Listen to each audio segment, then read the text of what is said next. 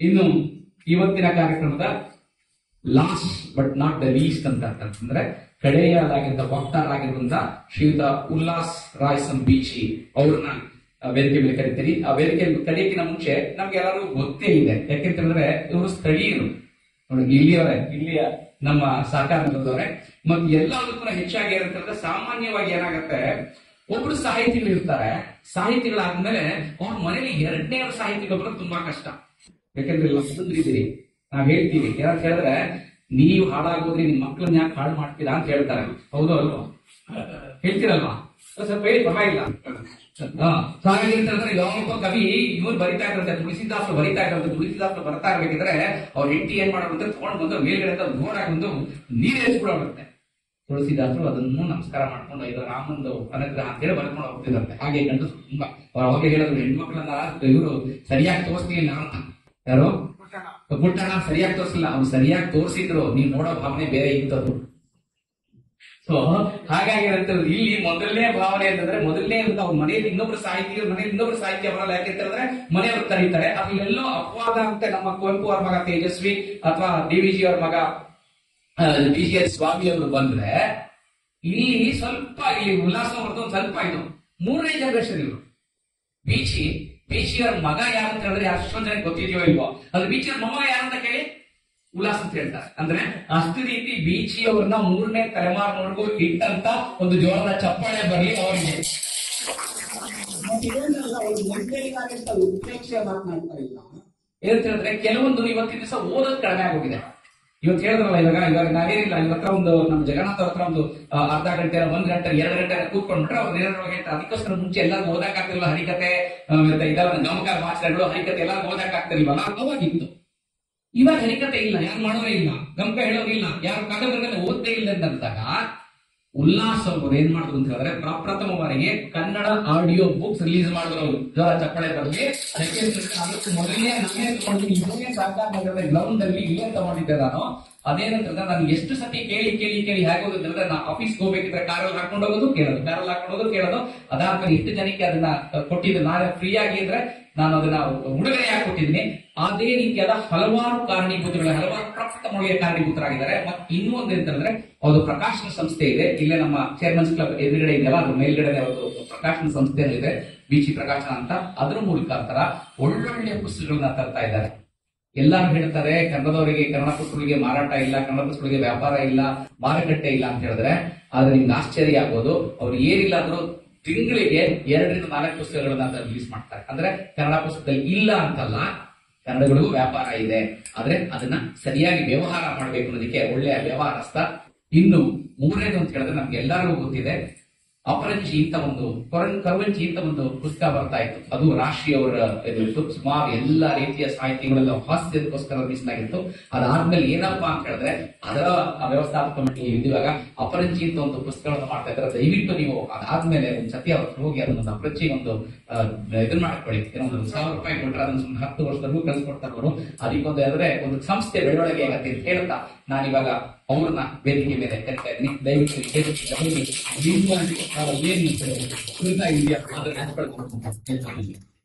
ಎಲ್ಲರಿಗೂ ದೀಪಾವಳಿ ಹಬ್ಬದ ಆರ್ಥಿಕ ಶುಭಾಶಯಗಳು. ವೇದಿಕೆ ಮೇಲೆ ಮತ್ತೆ ಮುಂದಿರುವ ಗಣ್ಯರಿಗೆ ನಮಸ್ಕಾರಗಳು. ನೋಡಿ, ಮದುವೆ ಮನೆಗೆ ಹೋದಾಗ ಕೊನೆ ಪಂಕ್ತಿಯಲ್ಲಿ ಊಟ ಮಾಡಬಾರ್ದು ಅಂತಾರೆ. ಭಾಷಣಕ್ಕೆ ಒಂದೇ ಟಾಪಿಕ್ ಕೊಟ್ಟಾಗ ನೀವು 3ನೇ ವ್ಯಕ್ತಿ ಆದ್ರೆ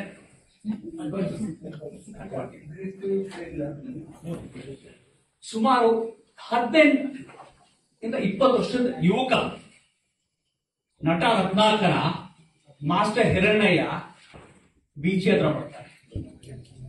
ಬಂದು ಹೇಳ್ತಾರೆ, ನಾನ್ ಜೀವನದಲ್ಲಿ ಒಂದು ನಿರ್ಧಾರ ಮಾಡ್ಕೊಂಡಿದ್ದೀನಿ. ಬೀಚಿ ಶಬಾಸ್, ಜೀವನದಲ್ಲಿ ನಿರ್ಧಾರ ಮಾಡೋದು ಬಹಳ ಮುಖ್ಯ. Very good. ಏನ್ ನಿರ್ಧಾರ ಮಾಡ್ತೀನಿ? ನಾನು ನೇಣು ಹಾಕೋಬೇಕಂದ್ರೆ. ಶಬಾಸ್, ಕೈಕೊಡು. ಅಲ್ಲ, ಜೀವನದಲ್ಲಿ ನಾನು ಎಷ್ಟು ಕಷ್ಟ ನೋಡಿ, ನನಗೆ ಯಾವತ್ತೂ ಆ ಯೋಚನೆ ಬಂದೇ ಇಲ್ಲದೋ. ನೇಣು ಹಾಕೋತೀಯಾ? Very good. ನಾನು ಮನೆಗೆ ಹೋಗಿ ಫ್ಯಾನ್ಗೆ ಹಗ್ಗ ಹಾಕೊಂಡು ನೇಣು ಹಾಕ್ತೀನಿ. ಅಲ್ಲೋ ನರಸಿಂಹಮೂರ್ತಿ, ನೀರಿರೋ ಹಳೆ ಮನೆ, ನಿನ್ ದೇಹ ತೂಕಕ್ಕೆ ಫ್ಯಾನಿಗೆ ನೇಣು ಹಾಕೊಂಡ್ರೆ ಫ್ಯಾನ್ ನಿನ್ ತಲೆ ಮೇಲೆ ಬೀಳ್ತದೆ, ನೀನ್ ಸಾಯಲ್ಲ. ಮತ್ತೆ ಏನ್ ಮಾಡಬೇಕು? ನಿರ್ಧಾರ ನಿಂದು. ನಾನು ಹಾಗಾದ್ರೆ ವಿಷ ತಗೋತೆ. ಅಲ್ಲೋ, ಇಲ್ಲಿ ಬರೀ ಕಲ್ಬರ್ಗಿ. ಶುದ್ಧ ವಿಷ ಏನ್ ಸಿಗ್ತದೆ? ವಿಷ ತಗೋತಿ, ರೊಕ್ಕ ಖರ್ಚಾಗ್ತದೆ, ಹೊಟ್ಟಿ ನೋವು ಬರ್ತದೆ, ನಿನ್ ಸಾಯಲ್ಲ. ಮತ್ತೆ ಏನ್ ಮಾಡ್ಲಿ? ನೋಡು, ನಮ್ ಊರಾಗೆ ಕೆರಿ ಇಲ್ಲ, ನದಿ ಇಲ್ಲ, ಬಾವಿ ನೀರ್ ಕಡಿಮೆ ಇದೆ. ಅದಾಗಲ್ಲ. ಬೇರೆ ಏನ್ ಮಾಡ್ತೀನಿ? ಕರೆಂಟ್ ಕೈ ಕೊಡ್ತೀನಿ. ಅಲ್ಲೋ, ಕರೆಂಟೇ ನಮ್ಗೆ ಕೈ ಕೊಡ್ತದೆ, ನೀನ್ ಎಲ್ಲಿ ಕರೆಂಟ್ ಕೈ ಕೊಡ್ತೀನಿ? ಇಲ್ಲ, ನಾನು ಕೆಲಸ ಮಾಡ್ತೀನಿ. ನಾನು ರೈಲ್ವೆ ಹಳಿಯದಲ್ಲ, ಅಲ್ಲಿ ಹೋಗಿ ನಾನು ಕಲಿ ಕೊಡ್ತೀನಿ. ಅಲ್ಲೋ ನರಸಿಂಹಮೂರ್ತಿ, ಯಾವತ್ತಾದ್ರೂ ಟ್ರೈನ್ ಕರೆಕ್ಟ್ ಟೈಮ್ ಬಂದಿದ್ಯಾನೋ? ನೀನ್ ಮಲ್ಕೊಂಡ್ಬಿಡ್ತೀನಿ, ಹಸಿವಿ ತಡಿಲಿಕ್ಕಾಗಲ್ಲ. ಎಲ್ಲಿ ಮಾಡಿ ಅವಾಗ ಟ್ರೈನ್ ಬರ್ತದೆ. ಹೇಳ್ತಾರೆ, ನೋಡು ನರಸಿಂಹಮೂರ್ತಿ ಸತ್ತ, ಯಾವತ್ ಬದುಕಿದ್ದ? ಜೀವನದಲ್ಲಿ 2 ತರ ಜನ ಇರ್ತಾರಂತೆ. ಸತ್ತಂತೆ ಬದುಕಿರೋ ಜನ, ಸತ್ತ ಮೇಲೂ ಬದುಕೋ ಜನ. ಆ ಸತ್ ಮೇಲೂ ಬದುಕೋ ಜನಕ್ಕೆ ಬೀಚಿ ಮತ್ತೆ ಭೈರಪ್ಪ.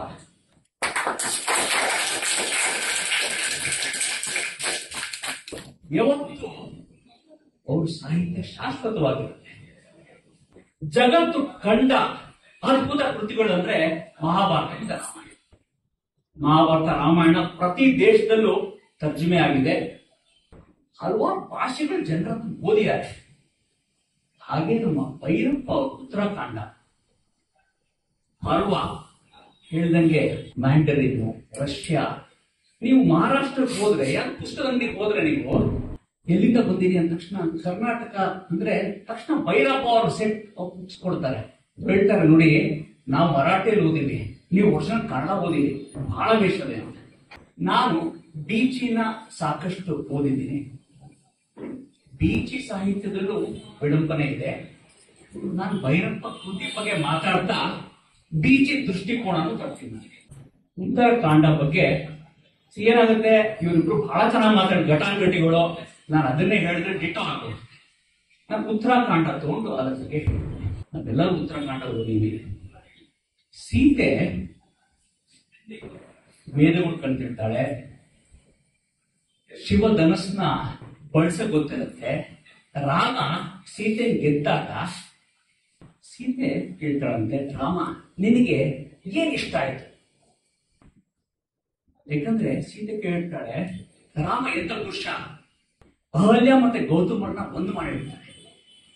ರಾಮ ಹೇಳ್ತಾನೆ, ನೋಡು ನೀನು ಧರ್ಮಾತ್ಮ, ನೀನು ಬೇರೆ ಮುಂದೆ ಅಹಲ್ಯನ್ ಬಿಟ್ಟಿ ಇವಾಗ ಅದೇ ಜನರ ಸಮ್ಮುಖದಲ್ಲಿ ನೀನು ಒಂದಾಗಬೇಕು ಅಂತ.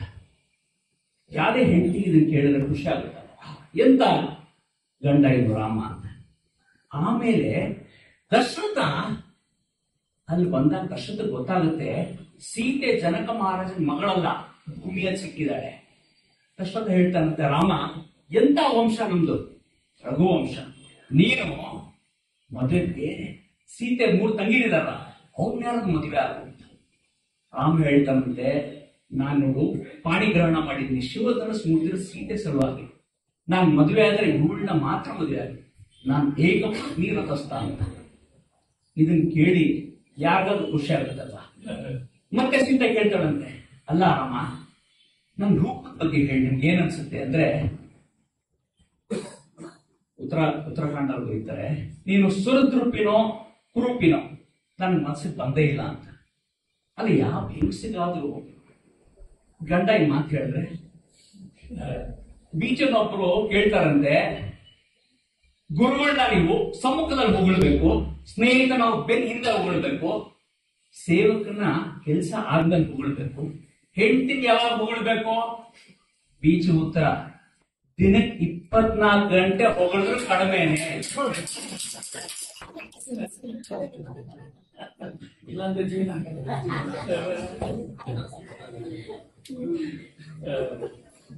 ನೋಡಿ. ಕೇಕೇಯಿ ಏನ್ ಮಾಡ್ತಾರೆ, ರಾಮನ್ನ ಕಾಡಿಗೆ ಕಳಿಸ್ಬೇಕು.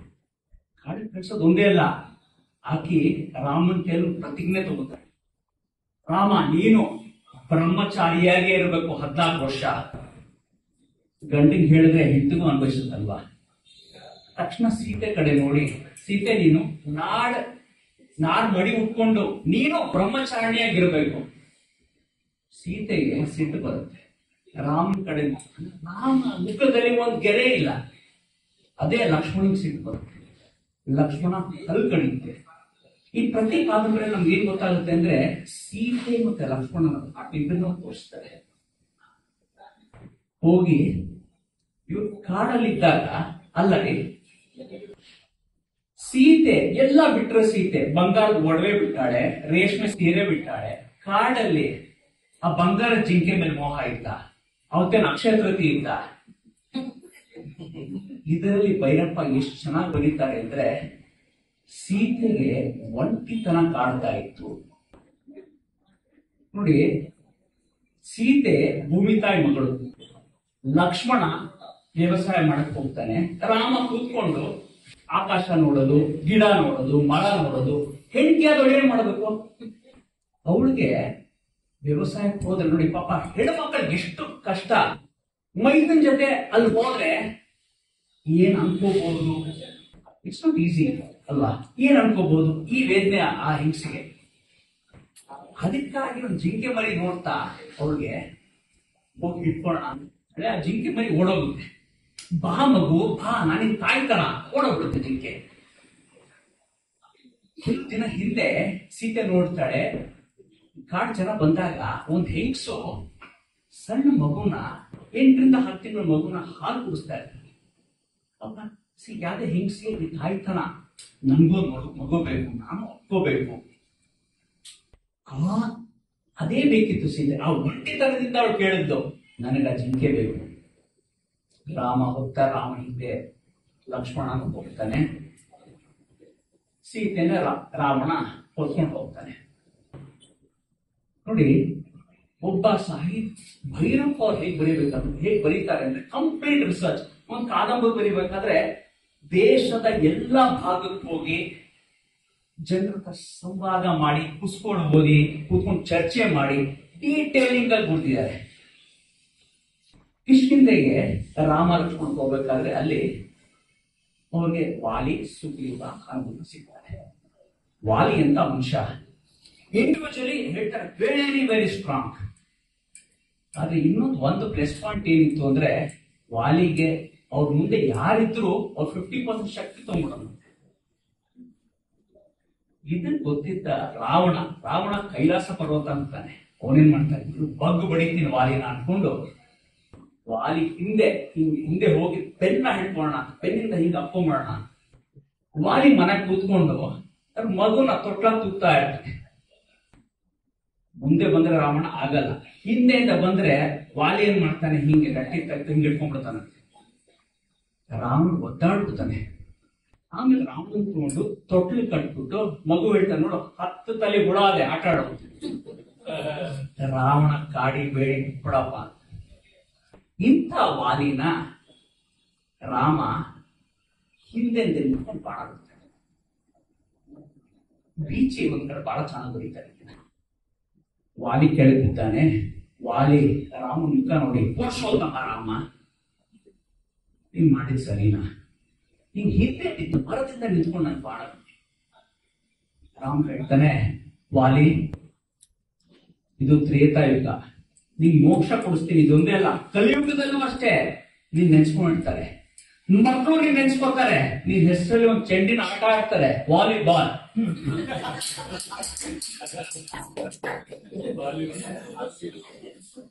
ನೋಡಿ, ರಾಮ ಲಕ್ಷ್ಮಣ ರಾವಣನ ಸಂಹಾರ ಮಾಡಿ ಸೀತೆಗೆ ಕರ್ಕೊಂಡು ಬರ್ತಾರೆ. ರಾಮ ಬಂದ ತಕ್ಷಣ ಆ ಹೆಂಡತಿ 10 ತಿಂಗಳು ಕಾಯ್ಕೊಂಡಿದ್ದಾಳೆ. ಏನ್ ಅನ್ಬೇಕು ರಾಮ ಸೀತೆ ನೋಡಿ, ಸೀತೆ ಇವತ್ತು ನೀನ್ ಸ್ವತಂತ್ರಳು ಅಲ್ಲ. ಸೀತೆ ಅನ್ಕೋತಾರೆ, ಏನ್ ಗರ ಬಡದ ಏನ್ ನಿಂದು? 10 ತಿಂಗಳು ನಾನು ಕಾಯ್ಕೊಂಡಿದ್ದೀನಿ. ಅಲ್ಲಿ ನೀನ್ 18 ವರ್ಷ ಇದ್ದಾಗ ನೀನು ಅಲ್ಲೇ ಗೌತಮನ್ನ ಒಂದು ಮಾಡಿ ನಿಮ್ ಅಪ್ಪಗೆ ಹೇಳಿದಿ, ನಾನ್ ಮದುವೆ ಆದ್ರೆ ಸೀತನ್ನೇ ಮದುವೆ ಆಗ್ತೀನಿ ಅಂತ. ಇವಾಗ ಎಲ್ ಬೇಕಾದ್ರೂ ಹೋಗು ಅಂದ್ರೆ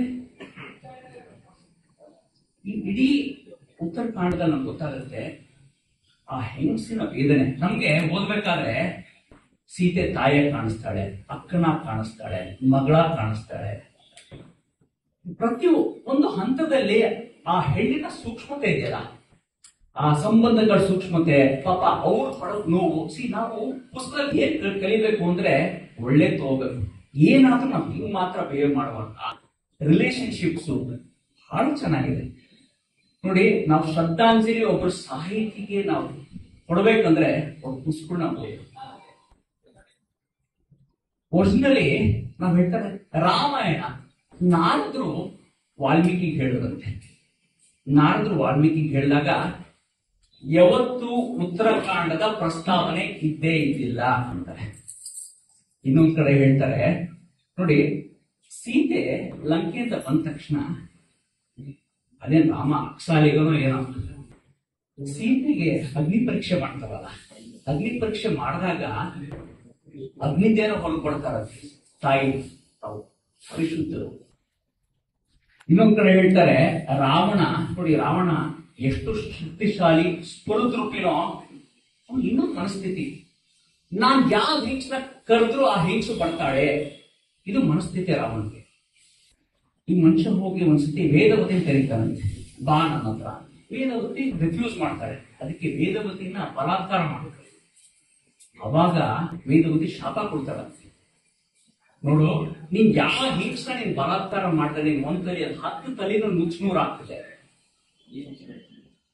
ಸೀತೆ ಆ ರಾವಣನ ಕಸ್ಟಡಿಯಲ್ಲಿ ಇದ್ದಾಗ ಹೊಂದಿದ್ದು ರಾಮನೇ. ರಾವಣನ್ ಏನೂ ಆಗಿಲ್ಲ ಅಂದ್ರೆ ಪರಿಶುದ್ಧಳು ಅನ್ನೋದು ನೋಡಿ. ಹೇಳ್ತಾರೆ ನುಡಿದರೆ ಮುತ್ತಿನ ಹಾರದಂತಿರಬೇಕು, ನುಡಿದರೆ ಮಾಣಿಕ್ಯ ದೀಪ್ತಿ ಅಂತಿರಬೇಕು, ನುಡಿದರೆ ಸ್ಫಟಿಕದ ಶಲಾಖೆ ಅಂತ ಇರಬೇಕು, ನುಡಿದರೆ ಲಿಂಗ ಮೆಚ್ಚಿ ಹೌದೌದೇನಬೇಕು ಅಂತ.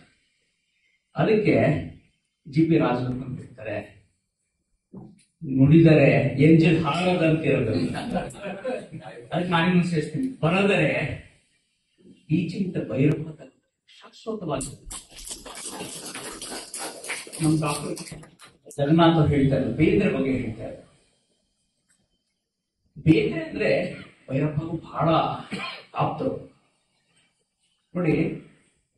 ಮನುಷ್ಯ ಬೆಂದ್ರೆ ಬೆಂದ್ರೆ ಆಗ್ತಾರೆ. ಎಲ್ಲರಿಗೂ ಕವನ ಅಂದ್ರೆ ಬಹಳ ಇಷ್ಟ.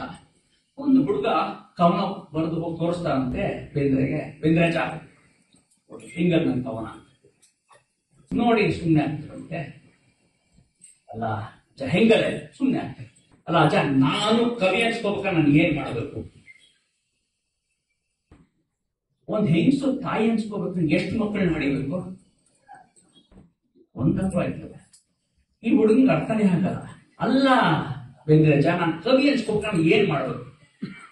ಅವ್ರು ಹೇಳ್ತಾರೆ 1001 ಕವನ ಬರೀ. ಏನೋ 1001 ನಾನು 4 ಬಿಡ್ತೀನಿ, ಇನ್ನೆಷ್ಟು ಬರೀಬೇಕು ಹೇಳ್ರಿ ಅಂತ. ಅಲ್ಲೋ ನಾನು ಹೇಳ್ತೀನಿ 1001 ಒಂದು ಬರೆದ್ರು ಅದು 1000 ಬಾರ್ದು ಶಾಶ್ವತವಾಗಿ ಇರಬೇಕು. ನೀವು 24-25 ಬರೆದ್ರು ಶಾಶ್ವತವಾಗದೆ. ಎಷ್ಟು 1000 ರೀಪ್ರಿಂಟ್ ಆಗಿದೆ ಭೈರಪ್ಪ ನೋಡಿ. ಒಂದ್ಸತಿ ಸುಧಾಮೂರ್ತಿ ಮತ್ತೆ ನಾರಾಯಣಮೂರ್ತಿ ಯಾರು ಊಟಕ್ಕೆ ಕರೆದಿರ್ತಾರೆ, ಮನೆಗೆ ಹೋಗ್ತಾರೆ. ಊಟಕ್ಕೆ ಹೋದಾಗ ಸಾಯಂಕಾಲ ಡಿನ್ನರ್ಗೆ ಬೆಳ್ಳಿ ತಟ್ಟೆಯಲ್ಲಿ ಊಟ, ಬೆಳ್ಳಿ ಲೋಟ, ಬೆಳ್ಳಿ ಚಮಚ ಎಲ್ಲ ಊಟ ಆದ್ಮೇಲೆ ಸುಧಾಮೂರ್ತಿ ಹೇಳ್ತಾರೆ ನಾರಾಯಣಮೂರ್ತಿಗೆ, ಬಹಳ ಬಡವ್ರಿ ನಾರಾಯಣಮೂರ್ತಿ. ಎದೆ ಪಾಪ ಬಡವರು, ಅಷ್ಟು ದೊಡ್ಡ ಫಾರ್ವರ್ಡ್ ದೊಡ್ಡ ಬಾಳ ಅಲ್ಲ, ಒಂದ್ ಕಡೆ ಪುಸ್ತಕ ಇಲ್ವಲ್ಲ. ಪುಸ್ತಕವಿಲ್ಲದ ಕೋಣೆ ಆತ್ಮವಿಲ್ಲದ ದೇಹದಂತೆ ಅಂತ.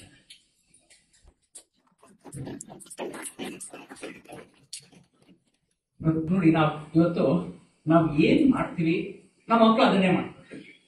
ನಾವು ಮನೆಗೆ ಹೋಗಿ ಲಿವಿಂಗ್ ರೂಮ್ ಅಲ್ಲಿ ದೊಡ್ಡ ಟಿವಿ ಹಾಕೊಂಡು ನಾವು ಚೇಂಜ್ ಮಾಡ್ತಾ ಇದ್ರೆ ಅಥವಾ ಮೊಬೈಲ್ ಮಾಡ್ತಾ ಇದ್ರೆ ಮಕ್ಕಳು ಅದೇ ನಾವು ಯಾವತ್ತಾದ್ರೂ ನಾವು ಅಭ್ಯಾಸ ಮಾಡ್ಕೋಬಹುದು. ಕೂತ್ಕೊಂಡು ಪುಸ್ತಕ ಓದೋ ಅಭ್ಯಾಸ ಮಾಡ್ತೀವಿ. ನಾವು ಅದನ್ನ ಮಾಡಿದಾಗ ಚಿಲ್ಡ್ರನ್ ಇಮಿಟೇಟ್ ಪೇರೆಂಟ್ಸ್ ಹೇಳ್ತಾರೆ. ನಮ್ಮ ಪುಸ್ತಕ ಪ್ರಕಾಶನ ಮಾಡ್ತೀವಿ. ನಮ್ಮ ಜೊತೆ ಅವಧಾನಿಯವರು ಇದ್ದಾರೆ, ಅವ್ರು ಪುಸ್ತಕ ಮಾಡಿದ್ರೆ ಇನ್ನೊಂದು ಸೈನ್ಸ್ ಪುಸ್ತಕ ಬಹಳ ಚೆನ್ನಾಗಿದೆ. ದಿನನಿತ್ಯದಲ್ಲಿ ಸೈನ್ಸ್ ಅಂತ ಅದೊಂದು ಬಹಳ ಒಳ್ಳೆ ಪುಸ್ತಕ. ಪ್ರತಿಯೊಬ್ಬರು ಈ ಪುಸ್ತಕ ಕೊಂಡ್ಕೊಂಡು ಓದಿ ಒಂದು ಒಳ್ಳೆ ಅಭ್ಯಾಸ ರೂಢಿಸ್ಕೊಳ್ಳಿ ಅಂತ ಹೇಳ್ತಾ ನನಗೆ ಅವಕಾಶ ಮಾಡಿಕೊಟ್ಟ ಪ್ರತಿಯೊಬ್ಬರು ಅನಂತ ನಮಸ್ಕಾರಗಳು. Thank you. ಉಲ್ಲಾಸ್ ಅವರು ಒಂದು ಮಾತು ಹೇಳಿದ್ರು, ಮದುವೆ ಮನೆಯಲ್ಲಿ ಕೊನೆ ಪಂಕ್ತಿ ಊಟ ಕೂತ್ಕೋಬಾರ್ದು ಅಂತ. ಇಲ್ಲ, ತಪ್ಪು. ಮದುವೆ ಮನೆಯಲ್ಲಿ ಕಡೆ ಪಂಕ್ತಿಗೆ ಊಟ ಕೂತ್ಕೋಬೇಕು. ಯಾಕೆ ಅಂತಂದ್ರೆ ಎರಡನೇ ಮೂರನೇ ಪಂಕ್ತಿ ಕೂತ್ಕೊಂಡಾಗ ಮೊದಲನೇ ಪಂಕ್ತಿ ಇದಾರ ಅಂತ ಗೊತ್ತಾಗುತ್ತೆ. ಊಟ ಮಾಡಿದ್ಮೇಲೆ ಅವ್ರು ಹೇಳಿದ್ರಲ್ಲ, ವಿಷ ಕೊಟ್ರೆ ಹೇಳಿದ್ರಲ್ಲ, ಬೀಚಿ ಹೇಳಿದ್ರಲ್ಲ, ಅಲ್ಲೋ ನರಸಿಂಹಮೂರ್ತಿ ಈಗ ಕೊಡುವಂತ ವಿಷದಲ್ಲಿ ಎಲ್ಲ ಕಲಬೆರಕೆ ಕಣೋ, ಸಾಯಿ ಎಲ್ಲ ಕಣೋಂದ್ರಲ್ಲ. ಹಾಗೆ ಇನ್ ಕೇಸ್ ಏನಾದ್ರು ಇದ್ರಲ್ಲಿ ಏನಾದ್ರು ತಪ್ಪಿ ಏನಾದ್ರು ಆಗೋಗಿ ಅಜೀರ್ಣ ಆಗೋದ್ರೆ ಮೂರನೇ ಪಂಕ್ತಿ ಕೂತ್ಕೊಳ್ಳೋದು ಒಳ್ಳೇದು. ಜ್ವರದ ಚಪ್ಪಾಳೆಗಾಗಿ ನಮ್ಮ ಹಾಸ್ಯಾತ್ಮಕವಾಗಿ ನಮಗೆ ನಮಿದಾಗಿ ಸುಮಾರು 20 ನಿಮಿಷ ಎಷ್ಟು ಬೇಗ ಮಾತಾಡ್ಕೊಂತ ಗೊತ್ತಾಗ್ಲಿಲ್ಲ, ಆ ರೀತಿಯಾಗಿ ತಗೊಂಡೋದ್ರು. ಹಾಗಾಗಿ ಜ್ವರದ ಚಪ್ಪಾಳೆ ಬರಲಿ. ಒಂದು ಹೇಳಿದ್ರು ಪುಸ್ತಕ ಪ್ರಕಾಶ್ ಸ್ವಾಮಿಯವರು, ಅವ್ರು ಏನ್ ಹೇಳಿದ್ರು ಹೇಳಿ, ಯಾರು ಸರ್ ಹೇಳಿದ್ರು, ಅವ್ರು ಹೇಳಿಲ್ಲ. ಅವರು ಕಂಡೋರ ಹೆಗಲ ಮೇಲೆ ಗನ್ನಿಟ್ಟು ಹೊಡೆಯೋರು. ಅವ್ರು ಏನ್ ಹೇಳಿದ್ರು, ಸುಧಾಮೂರ್ತಿ ಅವರು ಹೇಳಿದ್ರು, ಯಾರ ಮುಂದೆ ಪುಸ್ತಕ ಇದ್ದಿದ್ರೆ ಅವರು ಬಡವರು. ಅರ್ಥ ಆಯ್ತು ಸ್ವಾಮಿ ನಿಮ್ದು, ಅರ್ಥ ಆಯ್ತು. ಇವಾಗ ಏನ್ ಮಾಡ್ಬೇಕು ಅಂತ ಹೇಳಿದ್ರೆ, ನಾವು ಮೊದಲನೇದು ಹೇಳಿದ್ರೆ, ನಾನು ಆ ಅಪರಂಜಿ ಪುಸ್ತಕ ಇದೆಯಲ್ಲ, ಅಪರಂಜಿ ಪುಸ್ತಕಕ್ಕೆ ನಾವೆಲ್ಲರೂ ಹೋಗಿ ಒಂದು ಇದು ಸ್ವಾರ್ಥ ಅಂತಲ್ಲ ಇದು, ಯಾಕಂದ್ರೆ ಕನ್ನಡದ ಪ್ರಕಾಶಕರು ಬೆಳಿಬೇಕು, ಕನ್ನಡದ ಉಳಿಬೇಕು ಅಂತ ಹೇಳಿದ್ರೆ ನಾವು ಬೆಳೆಸಕ್ಕಾಗಲ್ಲ, ಅದು ಉಳಿಸಬಹುದು. ನಾವು ಬೆಳೆಸುವಷ್ಟು, ನಾವು ಕನ್ನಡ ಬೆಳೆಸುವಷ್ಟು ನಾವು ದೊಡ್ಡದಾಗಿ ಬೆಳೆದಿಲ್ಲ, ಆದ್ರೆ ಕನ್ನಡ ಉಳಿಸುವಷ್ಟಿದೆ. ಸೊ ಹಾಗಾಗಿ ಏನಂದ್ರೆ, ಇನ್ನೂ ಒಂದು ಹೇಳಿದವರು, ನಮ್ಮ ಮನೇಲಿ ಒಂದು ಕನ್ನಡ ಪುಸ್ತಕ ಬಂದ್ರೆ ಒಂದ್ಸತಿ ಬಂದ್ರೆ 2 ಸತಿ ಬಂದ್ರೆ ಆಮೇಲೆ ಮಕ್ಕಳು ಏನೋ ಇದು ಅಂತ ನೋಡ್ತಾರೆ. ಅಲ್ಲಿ ಯಾವ್ದೋ ಒಂದು ನೋಡ್ತಾರೆ, ಓ ಇವ್ರ ಚೆನ್ನಾಗಿದೆ, ಚೆನ್ನಾಗಿದೆ ಅಂತ ನೋಡ್ತಾರೆ. ಬೇಲೂರು ರಾಮಮೂರ್ತಿ ಅವ್ರು ನೋಡ್ತಾರೆ, ಅದಾದ್ಮೇಲೆ ನಮ್ಮ ಇವ್ರು ನೋಡ್ತಾರೆ. ಹಂಗೆ ನೋಡ್ಕೊಂಡು ನಾವು ಒಂದ್ ಸ್ವಲ್ಪ ಏನಾದ್ರು ಅಂತ ಹೋಗ್ತಾರೆ. ಎಷ್ಟು ಜನದ ಮನೆಯಲ್ಲಿ ಪುಸ್ತಕ ಇದೆ. ಈಗ ಅಷ್ಟು ಪುಸ್ತಕಗಳಲ್ಲಿ ಎಷ್ಟು ಜನ ಓದಿದೀರಿ, ಅಷ್ಟು ಪುಸ್ತಕ ಇಟ್ಕೊಳ್ಳೋದು ನಾವು ಬಡವರೆಲ್ಲ ಸಾಹುಕಾರು ಅಂತ ತೋರ್ಸಕ್ಕಾಗೋಗ್ಬಿಡುತ್ತೆ. ಮೊದಲನೇದಾಗಿ ಪುಸ್ತಕಗಳನ್ನ ನಮ್ಮ ಮನೇಲಿ ಇಟ್ಕೊಳ್ಳೋಣ. ಮತ್ತೆ ಎರಡನೇದು ಅಂತಂದ್ರೆ, ಆ ಪುಸ್ತಕಗಳನ್ನೆಲ್ಲ ಓದೋಣ, ಓದೋ ಸಂಸ್ಕೃತಿನ ಬೆಳೆಸ್ಕೊಳ್ಳೋಣ. ಮತ್ ಇನ್ನೂ ಒಂದು ಹೇಳ್ತೀನಿ, ಹೆಣ್ಣು ಮಕ್ಕಳಿಗೂ ಇನ್ನೊಂದು ಹೇಳ್ತೀನಿ, ದಯವಿಟ್ಟು ಅಂತ ಹೇಳಿದ್ರೆ, ನೀವೆಲ್ಲಾ ಕೊಡ್ತಿರಲ್ಲ, ಯಾವ್ದೋ ಒಂದು ಬ್ಲೌಸ್ ಪೀಸ್ ಕೊಡ್ತಿರಲ್ಲ, ನಿಜವಾಗ್ಲೂ ಹೇಳಿ, ನೀವು ಕೊಡೋ ಬ್ಲೌಸ್ ಪೀಸ್ 60 ರೂಪಾಯಿ 80 ರೂಪಾಯಿ ಯಾರು ಬ್ಲೌಸ್ ಹೊಲ್ಸ್ಕೊತಾರ? ನೀವು ಏನ್ ಮಾಡ್ತಾರೆ, ಅದನ್ನ ಟ್ರಾನ್ಸ್ಫರ್ ಮಾಡ್ತಾ ಹೋಗ್ತಾರೆ.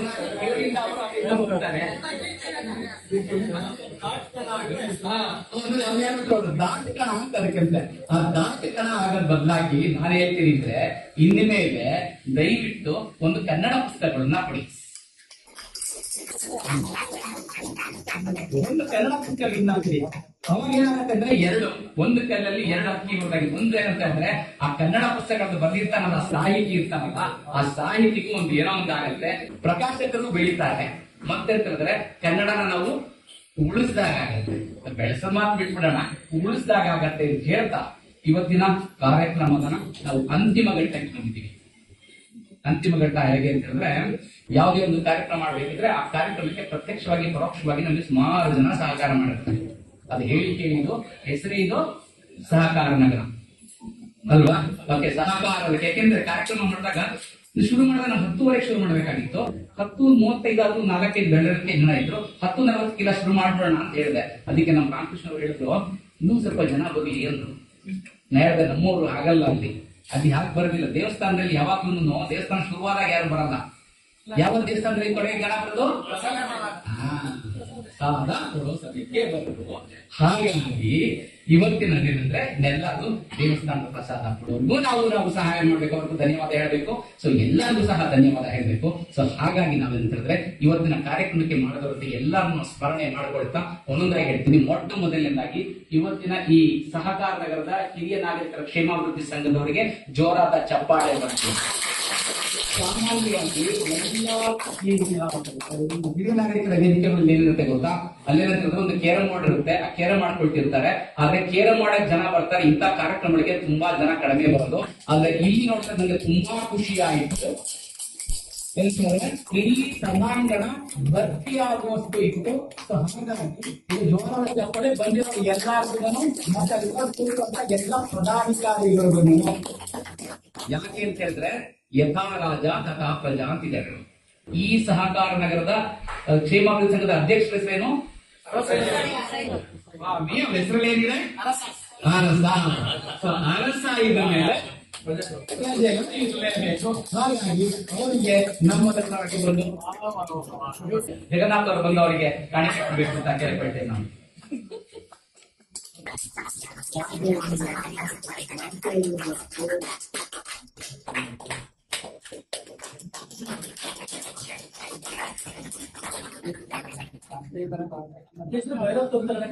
ಈಗ ಅನಿಸ್ತದೇನೋ ಕೆಲವು ಮಟ್ಟಿಗೆ ಆನ್ಸರ್ ಆದ್ಮೇಲೆ ಯಾರು ಬರ್ಬೇಕಾದ್ರಲ್ಲಿ ಆನ್ಸರ್ ಆದ್ಮೇಲೆ ಯಾರು ಬರ್ಬೇಕು? ಮಂತ್ರಿ ಬರಬೇಕು. ಈಗ ಮಂತ್ರಿ ಇಲ್ಲ, ಹಾಗಾಗಿ ಅವ್ರು ಪ್ರೆಸಿಡೆಂಟ್ ಅಂತ ಹೇಳಿದ್ರೆ ನೆಕ್ಸ್ಟ್ ಯಾರು ಬರಬೇಕು? ವೈಸ್ ಪ್ರೆಸಿಡೆಂಟ್ ಬರಬೇಕು. ಸೊ ಹಾಗಾಗಿ ದಯವಿಟ್ಟು ಅವರಿಗೆ ನಮ್ಮ ಕಾಣಿಕೆಯನ್ನು ಕೊಡಬೇಕು ಅಂತ ಕೇಳಬೇಕು. ಇವತ್ತಿನ ಕಾರ್ಯಕ್ರಮಕ್ಕೆ ತಮ್ಮೆಲ್ಲರ ಭಾನುವಾರ ಬೆಳಗ್ಗೆ ಸಾಧಾರಣವಾಗಿ ಎಲ್ಲಾ ಮನೆಗಳಲ್ಲಿ ಕೆಲಸಗಳಿರುತ್ತೆ. ಅಷ್ಟೆಲ್ಲಾ ಕೆಲಸದ ಮಧ್ಯೆನೂ ತಮ್ಮೆಲ್ಲ ಕಾರ್ಯಗಳನ್ನೆಲ್ಲ ಬಿಟ್ಟು ಇವತ್ತಿನ ಮುಖ್ಯ ವಕ್ತಾರರಾಗಿ ಬಂದಂತಹ 3 ಜನರಿಗೊಂದು ಹೃತ್ಪೂರ್ವಕವಾದ ಧನ್ಯವಾದಗಳು, ಒಂದು ಜೋರಾದ ಚಪ್ಪಾಳೆ. ಸೊ ಮೊದಲನೇದಾಗಿ ಅವರಿಗೆ ನಮ್ಮ ಅರಸರಿನವರ ಕೈಯಿಂದ ಒಂದು ಗೌರವ ಸಮರ್ಪಣೆ ಮಾಡಬೇಕು ಅಂತ ಕೇಳ್ಕೊಳ್ತೇವೆ.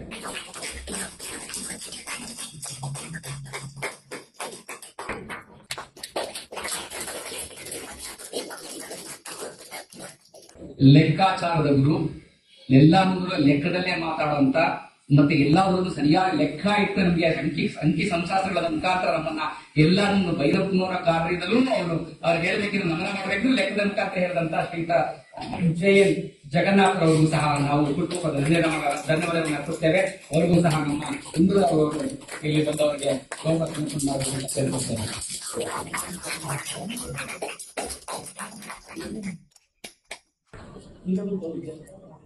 ಇನ್ನು ಇನ್ನೊಂದು ಗಮನಿಸಿದೆ ನಾನು, ಈ ನೀರಿರುತ್ತಲ್ಲ, ನೀರ್ ಯಾವ ರೀತಿ ಇರುತ್ತೆ? ನೀರ್ ಏನಿದೆ?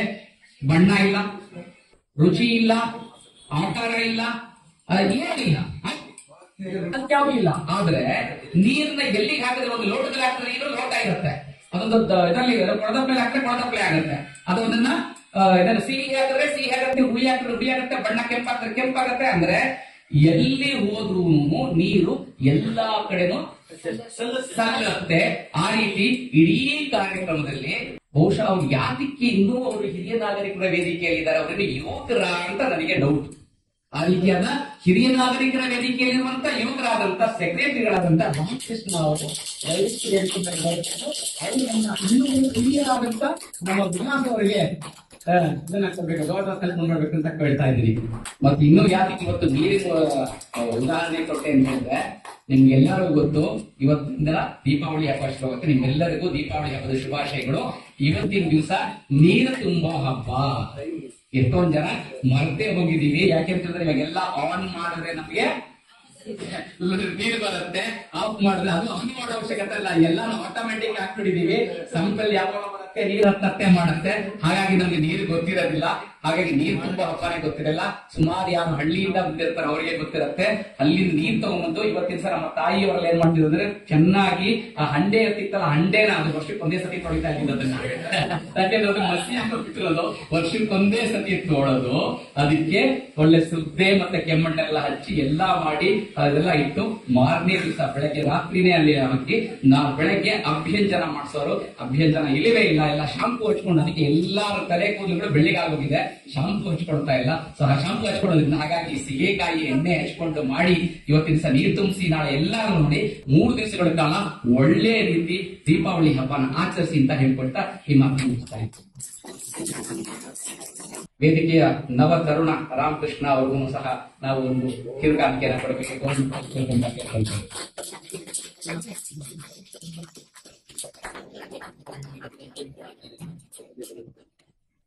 ಹಿರಿಯ ನಾಗರಿಕರ ಸೆಕ್ರೆಟರಿನ ನವತರುಣ ಅಂತ ಕರೆದ್ಬಿಟ್ರಲ್ಲ.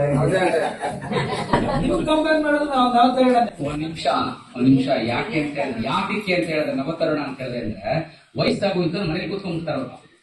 ಇನ್ನೂ ಒಂದು ವರ್ಷ ಕೆಲಸ ಮಾಡ್ಬೇಕಲ್ವ ಇಲ್ಲಿ ಅವ್ರನ್ನ. ನೀವು ವಯಸ್ಸಾಗೋಗಿದ್ರೆ ಮನೇಲಿ ಕೂತ್ಕೊಂಡ್ಬಿಡ್ತಾರೆ. ಇಲ್ಲ ನೀವು ಇನ್ನು ಯುವಕರು ಅಂತ ಹೇಳ್ತಾ ಇರಿ, ಇನ್ನೂ ಒಂದ್ 40 ವರ್ಷ ಮಾಡ್ತಾರ ಅವರು. ನಮಸ್ಕಾರ. ಎಲ್ಲ ಕಾರ್ಯಕ್ರಮಕ್ಕೂ ಬಹಳ ಮುಖ್ಯವಾಗಿ ಆಂಕರ್ ಬಹಳ ಮುಖ್ಯ.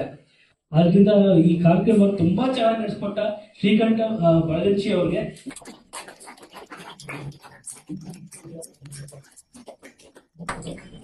ಕನ್ನಡದ ಒಂದು ಮಾತಿದೆ ಏನಂದ್ರೆ ನದಿ ದಾಟದ ಮೇಲೆ ಅಂಬಿಗನ ಹಂಗೆ ಏಕೆ ಅಂತ ಹೇಳ್ತಾರೆ. ಅಥವಾ ಇನ್ನೊಂದಿದೆ, ಏಣಿ ಹತ್ತದ ಮೇಲೆ ಆದ್ರೆ ಏಣಿ ಹತ್ತದ ಮೇಲೆ ಏಣಿ ಯಾಕೆ ಬೇಕು ಅಂತ ಹೇಳ್ತಾರೆ. ಸಾಧಾರಣವಾಗಿ ಇಲ್ಲಿ ಕಾರ್ಯಕ್ರಮ ನಿರೂಪಣೆ ನಿರ್ವಹಣೆ ಮಾಡ್ತಾರಲ್ಲ ಅವರಿಗೆ ಗೌರವ ಕೊಡೋದು ಅಥವಾ ಯಾರಾದ್ರೂ ಸನ್ಮಾನ ಮಾಡೋದು ತುಂಬಾ ಕಡಿಮೆ. ಆದ್ರೆ ಇಲ್ಲಿ ಕರೆದು ನನಗೆ ಈ ರೀತಿ ಸನ್ಮಾನ ಮಾಡೋದಕ್ಕೆ ನಾನು ಮುಖ್ಯವಾದ ಧನ್ಯವಾದಗಳು.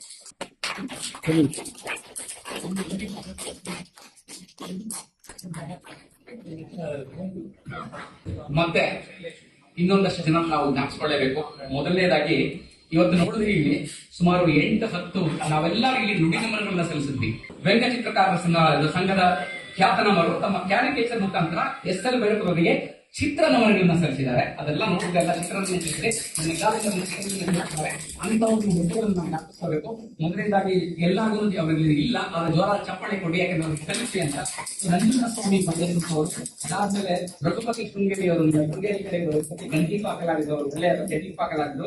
ಅದಾದ್ಮೇಲೆ ಶೈಲೇಶ್ ಕುಮಾರ್, ಜೀವನ್ ಶೆಟ್ಟಿ, ರವಿ ಎಲ್ ಪೂಜಾರಿ, ಅರುಣ್ ಕುಮಾರ್ ಮತ್ತೆ ಎಲ್ಲ ಜ್ವರ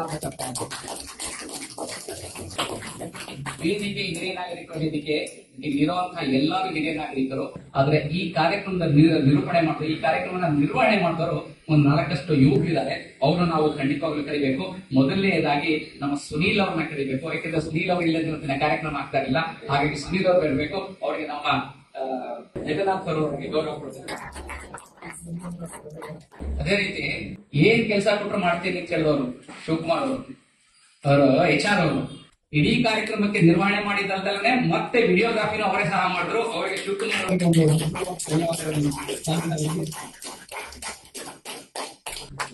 ಇನ್ನು ಈಗಾಗಲೇ ಹೇಳಿದೆ ಸುಗ್ರಾಸ ಭೋಜನ ಅಂತ ಹೇಳಿದೆ. ಸೊ ಭೋಜನಕ್ಕೆ ಒಂದೊಂದು ಅಂದ್ರೆ ಭೋಜನದ ಕಾರ್ಯಕ್ರಮಕ್ಕೆ ಕರ್ತರು. ಸೊ ಇಲ್ಲೇ ನಮ್ಮ ಸಹಕಾರ ನಗರದಲ್ಲಿ ಸ್ಕೇಟಿಂಗ್ ಎದುರುಗಡೆ ಇರುವಂತಹ ಅಯ್ಯಂಗಾರ ಆಹಾರ ಅಂತಿದೆ. ಆ ಅಯ್ಯಂಗಾರ ಆಹಾರದ ಒಬ್ಬ ವಿಜಯ್ ಹೇಳ್ಕೊಳ್ತಿದ್ದಾರೆ. ಸೊ ಅವ್ರಿಗೂ ಸಹ ನಾವು ಈ ಕಾರ್ಯಕ್ರಮದ ಮತ್ತೊಬ್ಬ ರೂವಾರಿಗಳು, ಸೊ ಅವ್ರಿಗೂ ಸಹ ನಾವು ವೇದಿಕೆ ಮೇಲೆ ಬರಬೇಕು ಮತ್ತೆ ಅವರಿಗೆ ಗೌರವ ಕಾರ್ಯಕ್ರಮ ತಗೊಳ್ಬೇಕು ಅಂತ ಈ ಮುಖಾಂತರ ಕೇಳ್ತೇವೆ. ನಾನು ಧನ್ಯವಾದ ಹೇಳಬೇಕಾಗಿ ಕಾರ್ಯಕ್ರಮಕ್ಕೆ ಅವಕಾಶ ಮಾಡಿಕೊಟ್ಟಿದ್ದು ವಿಜಯ ಹೇಳಿದ್ರು. ಹಾಗಾಗಿ ಜೋರಾದ ಚಪ್ಪಳೆ ವಿಜಯ.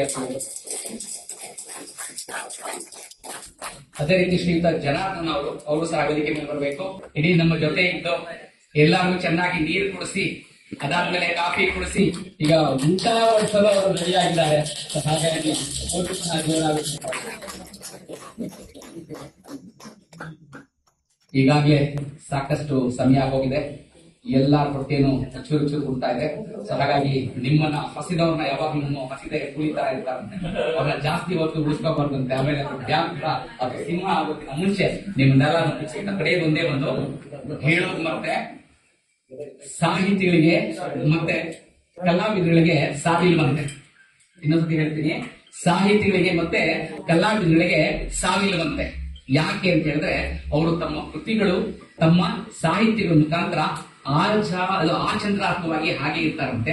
ಆ ಕಾರ್ಯಕ್ರಮಕ್ಕೆ ಆ ರೀತಿಯಲ್ಲಿ ನಮ್ಮ ಭೈರಪ್ಪನವರು ಸಂತಾರೆ. ಸೊ ಹಾಗಾಗಿ ಭೈರಪ್ಪನವರು ನಮ್ಮ ನಿಮ್ಮೆಲ್ಲರನ್ನ ಅಗಲಿರ್ಬೋದು, 4 ವಾರಗಳಾಗಿರ್ಬೋದು. ಆದ್ರೆ ಕನ್ನಡ ಎಲ್ಲಿವರೆಗೂ ಇರುತ್ತೋ ಅಥವಾ ಸೂರ್ಯಚಂದ್ರ ಇರ್ತಾರೋ ಕನ್ನಡಿಗರು ಎಲ್ಲಿವರೆಗೂ ಇರ್ತಾರೋ ಅಲ್ಲಿವರೆಗೂ ಭೈರಪ್ಪನವರು ಇದ್ದೇ ಇರ್ತಾರೆ, ನಮ್ಮೆಲ್ಲರ ಮನೆ ಮುಂದೆ ಇದ್ದೇ ಇರ್ತಾರೆ ಅಂತ ಹೇಳ್ತಾ ಅವ್ರಿಗೊಂದು ಜೋರ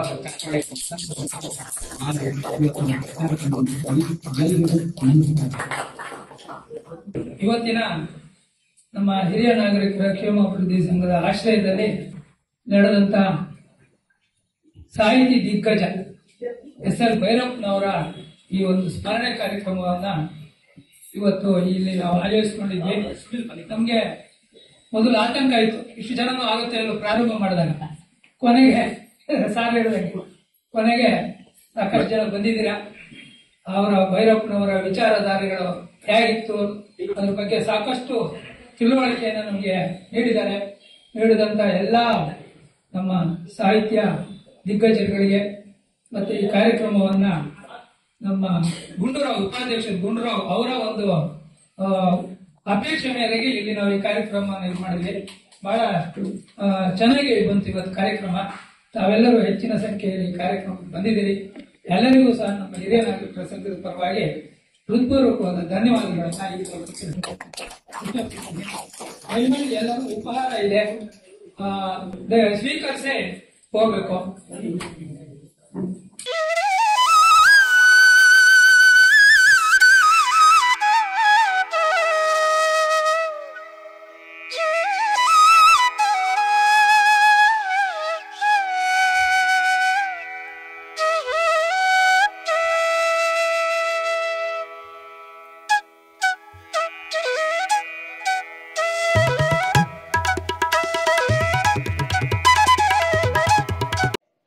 ಇಂತಹ ಮತ್ತಷ್ಟು ಕುತೂಹಲ ಮಾಹಿತಿಗಾಗಿ ನಮ್ಮ ಚಾನಲನ್ನು ಲೈಕ್ ಮಾಡಿ, ಶೇರ್ ಮಾಡಿ ಮತ್ತು ಸಬ್ಸ್ಕ್ರೈಬ್ ಆಗೋದನ್ನು ಮರಿಬೇಡಿ.